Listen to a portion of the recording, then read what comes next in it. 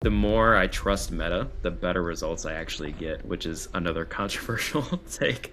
It's just crazy, man. They give you 5 variations of like the same video and you throw them up there. It's like, oh, we got 5 new ads. And it's like, really, you only got one. Hmm. As soon as it sees similarities in ads, it very, very quickly will determine a winner and suppress the other. Your top spenders will have your lowest ROAS. People think they're the worst because they're not getting the ROAS. What's our lowest NCAC that we can have? What NCAC can we actually afford?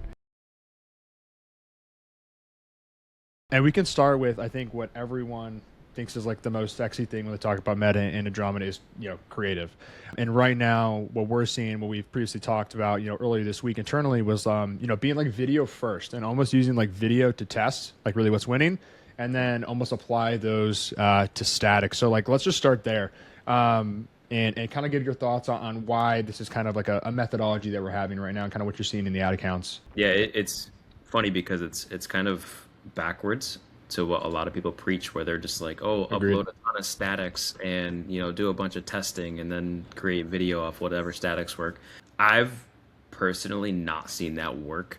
I always see way better results with video first, and I think because of that is there's so much AI slop going around, Hmm. and people just they don't trust businesses first. They trust other people. And so the first thing that's probably the best thing that you could do for your company is have some sort of long form explainer ad that's either UGC or a founder or someone within the company, content creator that's close to the brand. And then having multiple styles, formats, scripts, things like that, you'll quickly find better performance and see what works faster than just like uploading hundreds of statics, I think.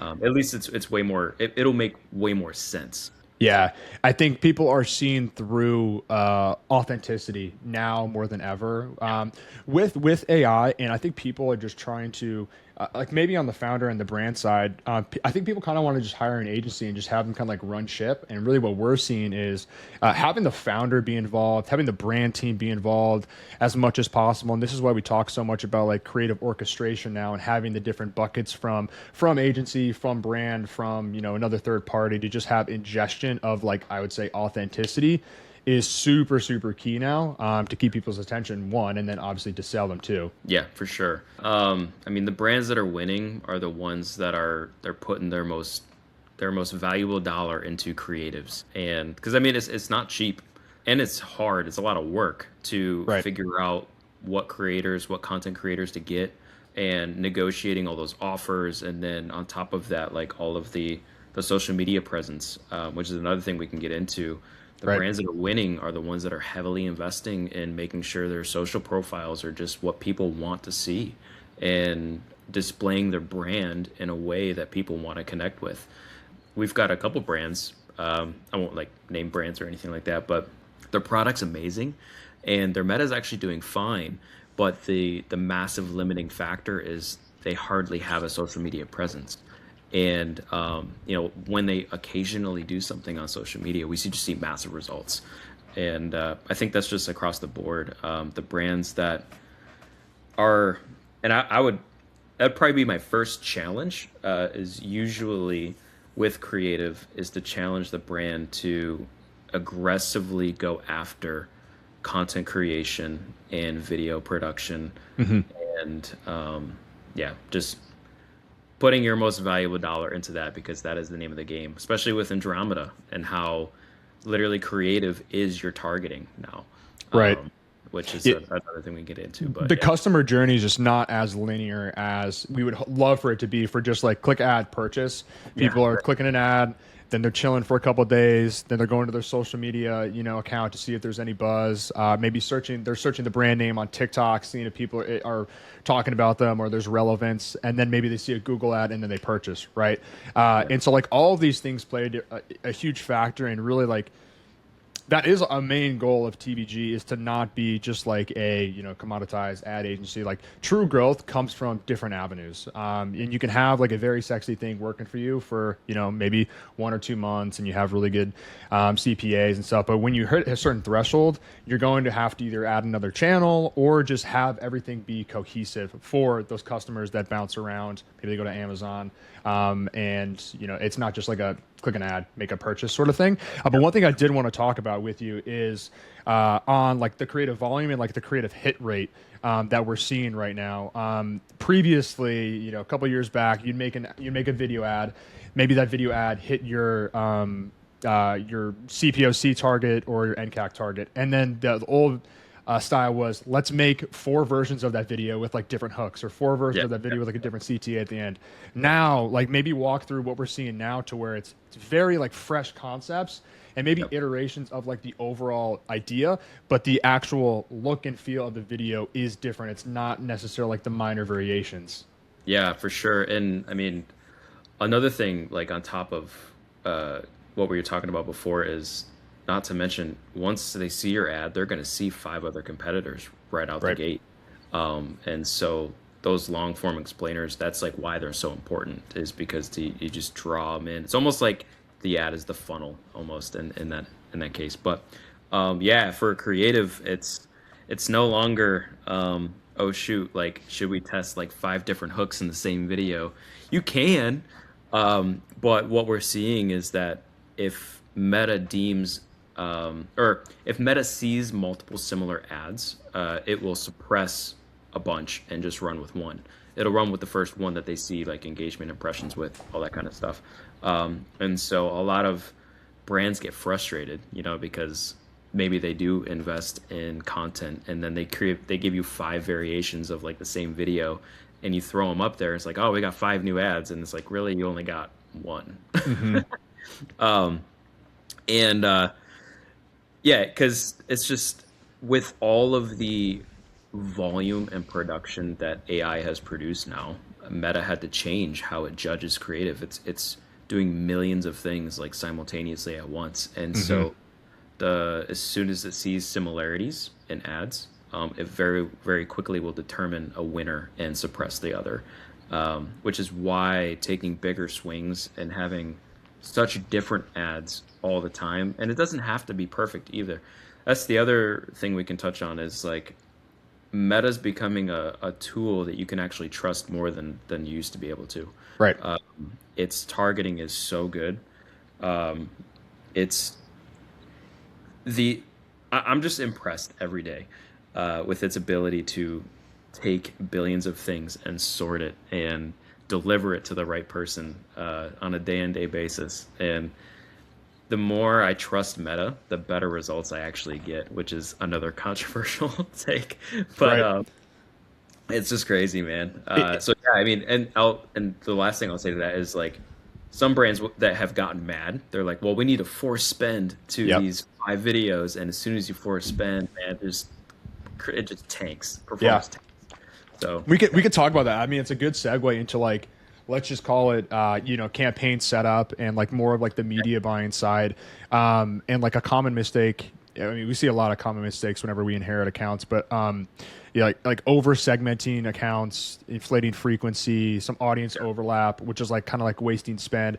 Maybe talk about like our consolidation at a high level, like consolidation of like campaign setup and like the ad set level of how we're really like testing things for different personas and different offers at a high level.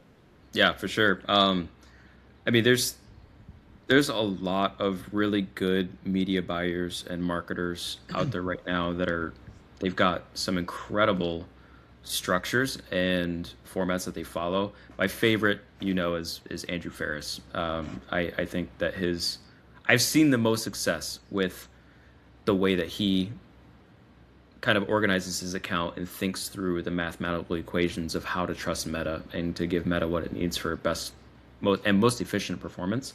The problem is his method will really expose how bad your creatives are if they are bad. Right. So, but yeah. Which I think is a great thing. Like, I mean, as a performance marketer, it's either going to bite you in the butt now or later. And I'd rather do it now after, before spending thousands and thousands on ad spend and just putting the pressure on ourselves. Yeah. It's pretty wild that brands, they're okay with just wasting thousands of dollars instead of like setting things up right and putting that money in, maybe not scaling as fast, but scaling the right way. And getting a really good foundation. It's just not the sexy thing, but it's the for sure thing. But yeah, so as far as like campaign structure and setup, uh, the biggest things that I found, especially with TVG accounts, is pooling all audiences into two categories. So you have highest volume, and then you have highest value. And those are really two different ends of the spectrum as far as the type of audience that you're going after. Because the highest volume is just like maybe they've got like a couple extra $50 that they don't really care to spend. They're not really brand loyalists. They love cool new things. They're easily swayed, that kind of stuff. Like that's the highest volume. And then you've got your highest value, where these are the people that have been doing their research for 3-4 months. They've got, a few $100s saved up for the right product. And they're waiting and doing all the research on which brand to go with and all that kind of stuff. So I'll kind of back up a little bit and say I am very pro bid caps and cost caps and ROAS campaigns. I hate running just highest volume, just let Meta spend whatever. Yeah, that's kind of where brands can get frustrated, because not every day is going to be the same. It's a little bit harder to forecast, but when set up the right way, it's the best way to scale. So I love running,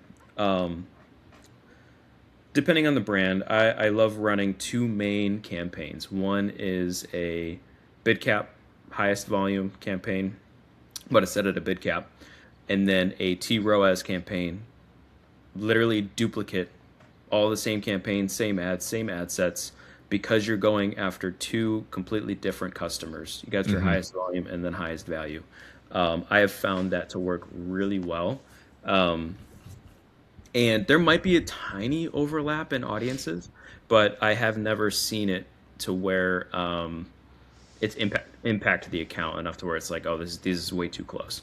But I've found that those campaigns work really well together, and you're expanding your reach and your spend in, I think, the most efficient way at that point by running both campaigns simultaneously. And how are you approaching remarketing at the current? Like any tips, tricks, things that you're seeing? Yeah, remarketing. It depends on the brand. I hate saying that. It's just a stupid excuse, but It does.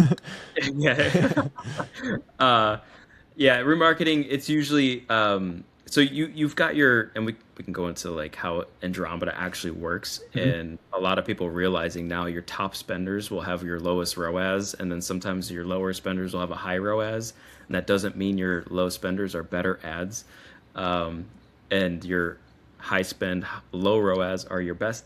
Well, they're technically your best ads, but like people think they're the worst because they're not getting the ROAS. Right. What I typically do for remarketing is, catalogs work great, that kind of stuff. Super underrated, I think. Yeah, So. yeah, for sure. Yeah, making sure you're like everything's set up in Shopify. All of your images just look really good. All of your data points are in there. Everything's up to date and working really well. Meta does a really good job of scraping all that information and creating some beautiful catalogs. And then usually like the ads that don't get a lot of spend but have a higher ROAS, I'll sometimes throw those in the remarketing, unless the brand specifically has like specific campaigns in mind for remarketing. I've found that to work really well.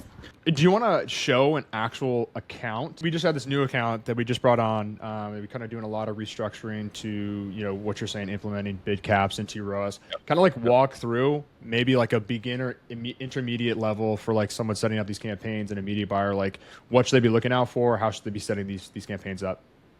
Yeah. So the biggest thing I'll say is you want to consolidate as much as possible. A lot of people like to create a whole bunch of ad sets, whether it's like different angles, different personas, different products, different offers, like different everything. But what I'm finding is a lot of times, like there's just a lot of audience overlap in having so many ad sets. And then the other thing you're doing is you're limiting Meta, depending on how much you're spending, you're limiting Meta on it actually exiting a learning phase, which is extremely important for Meta to exit a learning phase. And so the easiest thing that I've found, and the thing that I found that works best is, if you have a brand that has like a main hero product, then you should consolidate everything as much as possible into one ad set. And even like, and I might get some flack here, but even with like testing landing pages, I have not found that separating landing pages by ad set actually works better. Um, the way I've actually found it working is, and this is also kind of contrary to what we were talking before, but hear me out. You duplicate the same ad in the same campaign, same ad set. All you do is you change the URL. So you're technically running both ads, and then people are like, "Well, Aaron, like, is it Meta going to suppress one because It's the same. yeah, the same ad?" And it's like, no, because Meta actually crawls a landing page too. And if it finds that the ad is speaking to the landing page and resonating with the customer more, it'll actually give that more spend. And that's a really good way to test landing pages. So it can kind of get fuzzy because a lot of brands are like, well, we want to spend this budget specifically on this landing page. Oh, and it's just not really how it works. So if you need to do that, I would probably spend on like IntelliGems or something like that to do like third-party testing on the back end. But, Right. Yeah. A/B test. You're saying through the actual Yeah. landing page platform. Gotcha. Yeah. But so let's say, so we have a brand that I'm actually currently working on right now. They've got multiple products, multiple ads, multiple different AOVs and price structures. And so before, the way the account was set up was there was different campaigns for like different products, different ad sets for separate products and separate offers. And there was just a lot going on. And the first thing I did was just trying to consolidate everything as much as possible. So the thing that I found that works best with bid caps and ROAS specifically is looking at the AOV. So consolidating by AOV is what works best. So let's say you've got a supplement brand and you've got two supplements do two completely different things, but the same person might want both. And if they've got similar AOVs, I put them in the same ad set, same campaign, as opposed to separating them out. And then obviously, if you got a product that's different, like a higher AOV, that's when I would put that in its own ad set so I could put a different bid cap on it. Because the idea is to align your bid cap with the AOV of the product or the offer at that point. Does that make sense? Yep. Yeah. Tracking. I'm hoping people have questions off of that because Yeah. I could tell you have interest. You like going into like the weeds and stuff, and I would love to on another video possibly go through like more of a tutorial of setting these things up. Sure. Yeah. Yeah. Because a lot of people they'll base bid cap just off like CPA or whatever CPA Right. a book wants to hit, which is fine. And then the other thing too is when everyone has those ad sets, that like I want to stress more importance on the fact of consolidating to get ads out of learning phase, because many people will judge too quickly. They'll see that they've got a higher AOV or a lower CPA on a certain ad set, but it's only spent a few $100s and it maybe has like 10 purchases. I wouldn't consider that enough statistical significance to deem that's what you're going to get, especially if the brand's running like a sale or things like that. There's so many seasonality things, and the minimum I look for is at least like 30 purchases, like 30 to 50 purchases. Meta says 50. I don't think you quite need 50, but between that 30, 50 is where I found that's enough statistical significance to know like what the AOV is, what I can set the bid cap at, that kind of stuff. And this is the pressure that we put on brands for this, because at that point, if they can't afford, the ENCAC that's coming with the bid cap that we're putting, then they might need to do some price adjusting so that their margins match. And because it's not like Meta's going to get any cheaper. Yeah. And, I love flipping the script of being, brands ask us every day, like what NCAC, what's our lowest NCAC that we can have, right, to be successful. And I love saying what NCAC can we actually afford, and hiking that up with better offers, with better bundles, with better value, because it's just going to keep getting more competitive. It's just going to keep getting more expensive to place your ad in front of the right customer. Yeah. And it's a different level of thinking. You don't. We want to acquire the highest value customer too as well, and not just get a customer in the door. I want someone who truly wants our product. Sometimes it's expensive to find those people. Yeah, that's my favorite thing when we talk to a customer and it's like we're like, here's your AOV of this product, and they're just like, oh well, that's just the price of the product. I was like, can we make it more?